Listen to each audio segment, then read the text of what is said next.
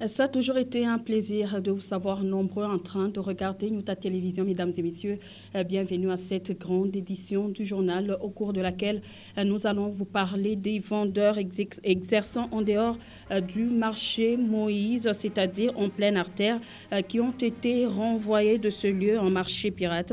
Une opération observée la matinée de ce lundi 3 octobre 2022 et ce, après une sensibilisation faite quelques jours avant par les responsables de ce lieu de négoce.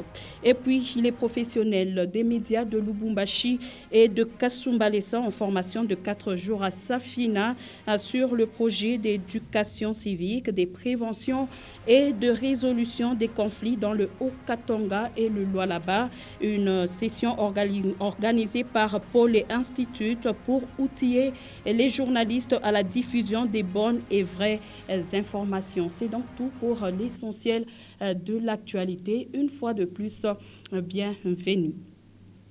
Pour commencer, sachez tout d'abord que le secrétaire général des Nations Unies reste préoccupé par le processus électoral en République démocratique du Congo.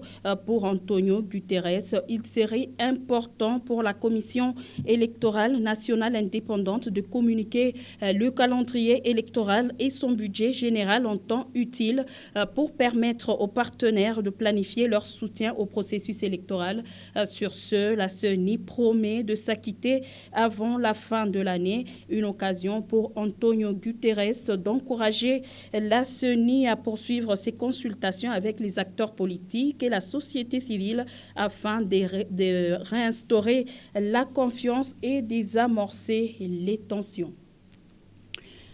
Et puis, cette autre information, au moins 11 morts enregistrés lors d'une nouvelle incursion dimanche 2 octobre 2022 au village Manyama, c'est dans le territoire de Béni. Nous sommes au Nord Kivu. Pour le président de la société civile, ces assaillants seraient des ADF venus de la province de l'Ituri qui ont tout d'abord abattu 8 civils sur place et exécuté 3 autres avant leur fuite du côté de l'armée qui a réussi à neutraliser quelques rebelles ADF. Les FARDC s'engagent à mettre hors d'état de nuire ces assaillants pour assurer la sécurité de la population dans cette partie est de la République démocratique du Congo.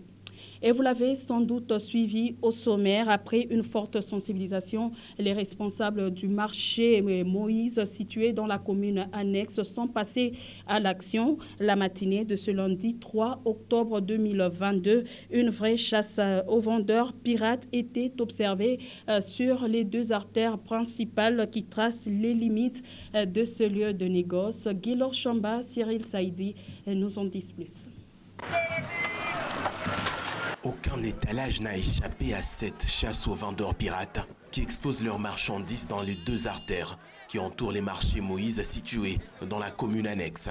Ce lundi 3 octobre 2022, l'avenue Biaï et la route Kassapa ont finalement respiré.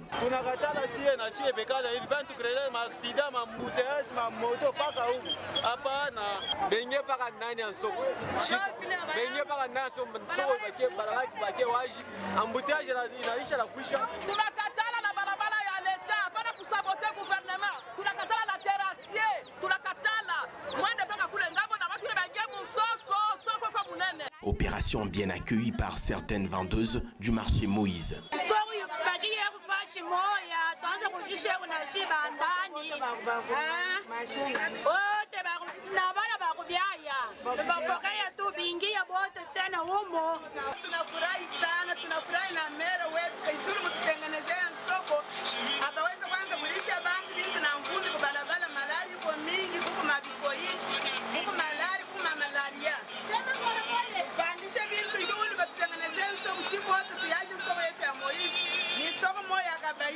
Pour l'administratrice, c'était une goutte de trop. Il faut agir maintenant avec choc. Vous avez vu vous-même, ça ne va pas. Ils étalent vraiment au bord de la route, ce qui n'est pas bon. Alors, depuis le matin, on est en tenue comme ça, en train d'enlever le marché pirate, en train de ratisser. À elle d'ajouter que rien n'est facile, mais il faut faire avec. L'opération n'est pas facile, il faut accepter les trucs. Il y a des injures, Des fois, on vous tient même au bras.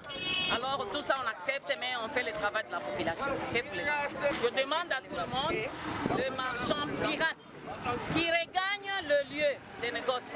Là, chez nous, il y a de la place. Il y a beaucoup de places, des espaces vides sont là. Alors qu'ils regagnent l'intérieur pour éviter les incidents, pour éviter les accidents. Vous voyez vous-même, c'est sur la route. En pleine réhabilitation, l'avenue Biaï prolongée et la route Kassapa ont présenté une autre image après cette chasse aux vendeurs pirates. Après Kipushi, c'était au tour du territoire de Kambové de recevoir l'association des jeunes katumbistes debout pour le développement. Le samedi 1er octobre 2022, la coordination provinciale de l'AJKD dans le Haut-Katanga a procédé à l'installation du comité fédéral dans cette contrée. Cette activité s'est déroulée en présence du comité national de cette association que dirige Gina Bondo. Ben KMB était dans leur suite. Voici donc ses explications. Elle s'enracine de plus en plus dans le Congo profond. L'association des jeunes katumbistes debout pour le développement a désormais un comité fédéral dans le territoire de Kambove. Il a été installé le samedi 1er octobre 2022 par le coordonnateur provincial du Haut-Katanga, Nawezi Pita. Ce qui leur a valu des encouragements et félicitations de tous les participants venus de différents coins de la province. Nous leur souhaitons seulement une bonne évolution et bonne marche. Et c'est avec l'esprit d'unité que le nouveau comité mis en place entend travailler pour booster le développement.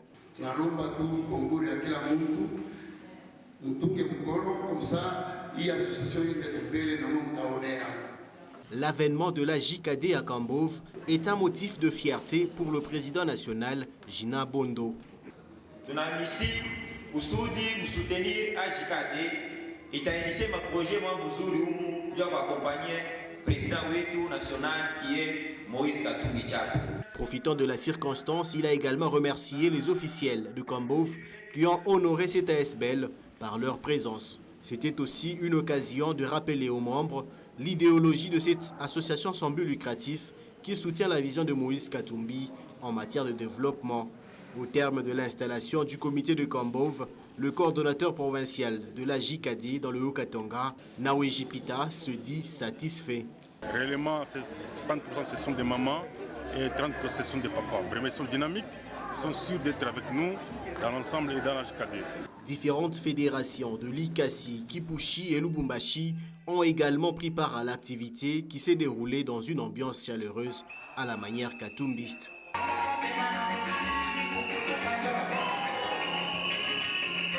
Afin de raffermir davantage les liens avec la base de Kambove, le comité national, leurs convives ainsi que tous les membres ont partagé un repas d'amitié.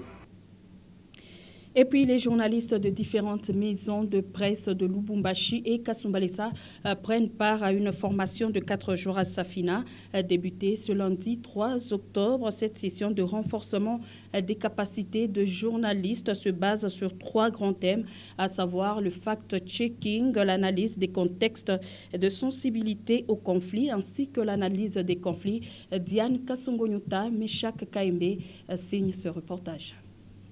L'analyse des conflits, le fact-checking et l'analyse de contexte selon l'approche de sensibilité au conflit, c'est sous ce thème que quelques journalistes venus de Kasumbalesa et Lubumbashi sont en train d'être renforcés en capacité.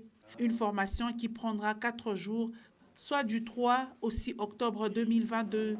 Le but étant celui de permettre à ces professionnels des médias d'acquérir des techniques et capacités pour traiter des informations ne conduisant pas à la violence des personnes et des communautés.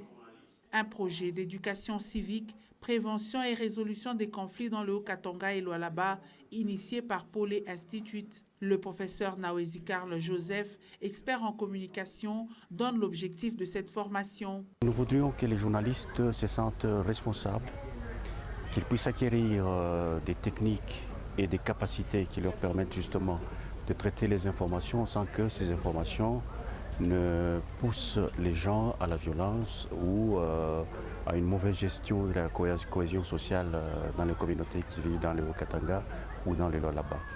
Alors nous travaillons avec les journalistes pour que plus tard, ils puissent utiliser toutes les bonnes méthodes qui leur permettent d'analyser les contextes et d'analyser aussi les conflits, de sorte que lorsqu'ils écrivent leurs articles, que ces articles ne poussent pas à la violence notamment. Pour cette première journée, la séance a porté sur le fact-checking, ce concept qui porte plus son sens avec les infox ou fausses informations qui pilulent dans les réseaux sociaux.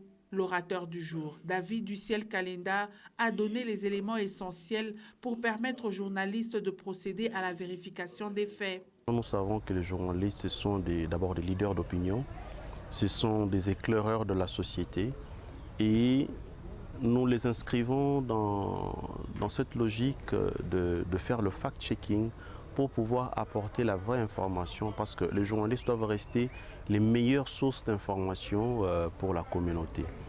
Et à chaque fois qu'eux vont faire le fact-checking de toutes les informations ou les fausses nouvelles, les infox qui sont véhiculées dans les réseaux sociaux ou de bouche à oreille, ils vont apporter une certaine quiétude et contribuer à la cohabitation pacifique entre les communautés vivant dans le Katanga. Ainsi, le vœu de l'organisateur est de voir les médias s'engager dans le fact-checking afin de limiter les dégâts causés par les fake news. Et pour y arriver, l'expert en communication de Polé Institute appelle le journaliste au professionnalisme. Je crois que maintenant, plus qu'avant, les journalistes ont besoin de se montrer professionnels jusqu'au bout des ongles.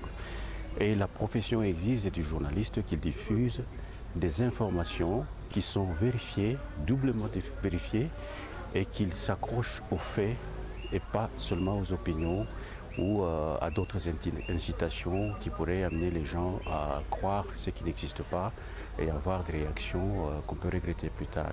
Au cours de cette journée, les chevaliers de la plume et du micro ont eu des échanges sur ce concept afin de comprendre et diffuser la bonne et vraie information, comme s'est assigné cet institut de recherche qui vise la reconstruction de la paix et la prévention des conflits.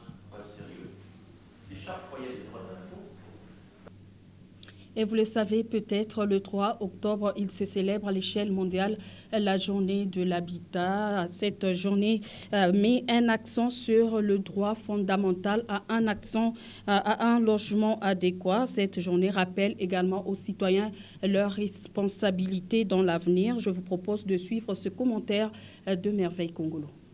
La question de l'habitat mériterait une attention particulière dans la mesure où chaque citoyen aspire d'avoir un logement plus ou moins décent. Fort malheureusement, par manque de moyens, les peuples construisent des maisons sans respecter les normes urbanistiques. Conséquence, les espaces verts sont spoliés, les servitudes de même, ce qui ne facilite ni l'arrivée des secours en cas d'urgence, ni l'évacuation dans certains quartiers. Chaque premier lundi du mois d'octobre, il se célèbre à l'échelle mondiale la journée de l'habitat avec pour objectif de mettre l'accent sur les droits fondamentaux à l'accès à un logement adéquat et rappeler aux citoyens leurs responsabilités dans l'avenir. Sur ce, l'article 11 du Pacte international des droits économiques, sociaux et culturels stipule que tout le monde a droit au logement. Les États devraient également promouvoir la mise en place des cadres nationaux appropriés pour la réalisation de ces droits. Aussi, un mot de religion dans ce journal. 28, c'est le nombre d'années que totalise le ministère international Péniel. À cet effet, une conférence a été organisée pendant près d'une semaine à l'église mère située au croisement des avenues Polo et Kinkonja, ayant porté sur le thème « Le meilleur est ma destinée ». La conférence s'est clôturée dimanche 2 octobre 2022. Beaucoup plus de détails avec Ben Kaimbi. La Sainte Seine, c'est l'un des moments forts du dimanche 2 octobre 2022 au ministère international Péniel. Pour ce dernier jour des festivités marquant le 28e anniversaire, les fidèles ont été conviés à la table de la rencontre avec Dieu après s'être sanctifiés. Et c'est le visionnaire de Péniel, le docteur et apôtre Isaac Lengue, qui a présidé la cérémonie. La Sainte Seine, elle doit se manifester dans nos assemblées pour permettre à tous les chrétiens d'être toujours à la page. Tout au long des assises, le peuple de Dieu a été édifié sur le thème « Le meilleur est ma destinée ». une thématique abordée par le visionnaire lui-même. Nous avons été vraiment édifiés par l'éminent orateur que nous avons eu, l'apôtre Isaac Lengue. Ces assises ont connu aussi la participation des fidèles de Péniel venus d'autres coins de la RDC et de l'étranger. La particularité de cet anniversaire est qu'il inaugure la deuxième phase de la vie de ce ministère, l'ère des fils de la vision, a souligné le secrétariat général. C'était donc un jour spécial, célébré avec faste. À l'image des paroles de bénédiction mentionnées dans le livre d'or par le couple Babangila, visionnaire de Péniel, soit encore cette remise du certificat et autres présents pour soutenir la vision apostolique du docteur et apôtre Isaac Lengue. Pour marquer d'un cachet spécial ce 28e anniversaire, les enfants de cette église, de défenseurs de la vérité, douceur et la justice, ont aussi agrémenté le culte par des cantiques. Et le nouveau numéro du journal La République, c'est tout de suite et maintenant avec Pascal Mongala Marmotte dans sa rubrique Lue pour vous.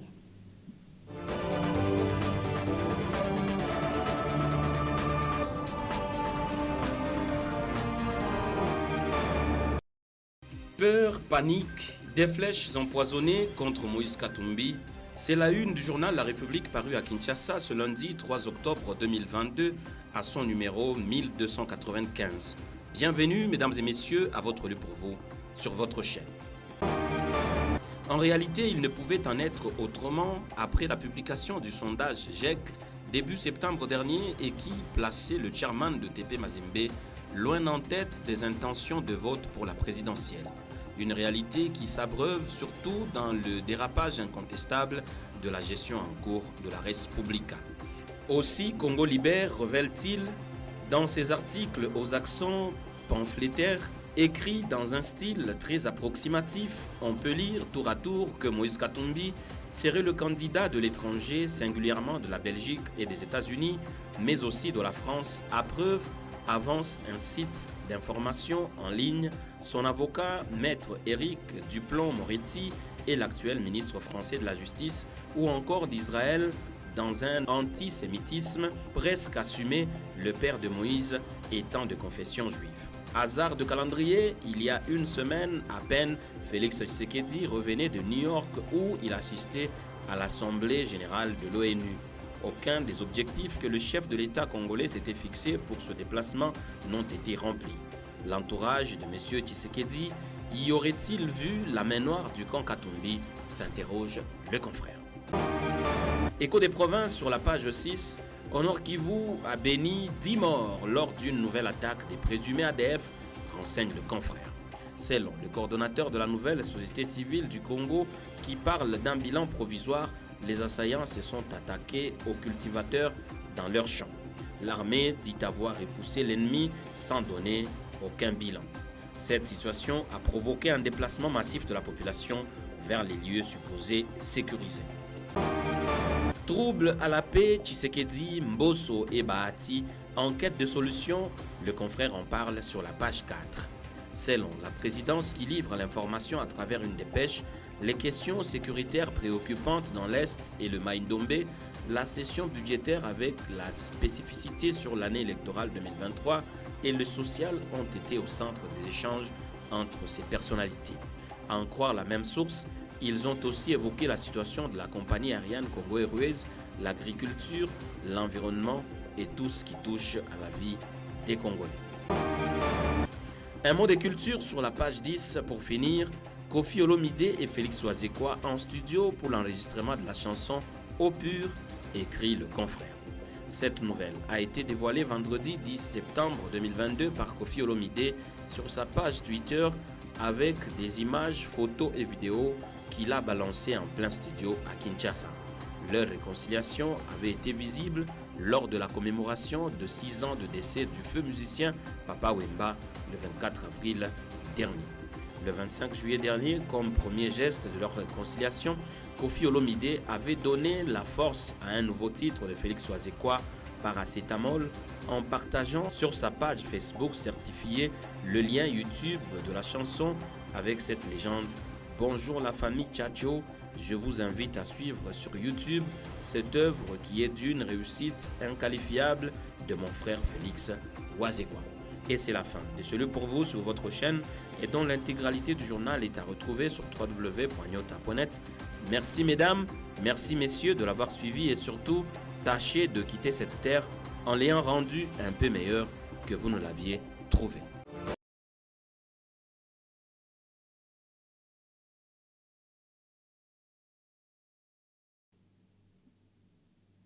Et ça sera aussi la fin de cette édition du journal, mesdames et messieurs. Mille merci à vous de l'avoir suivi. Au revoir et à demain.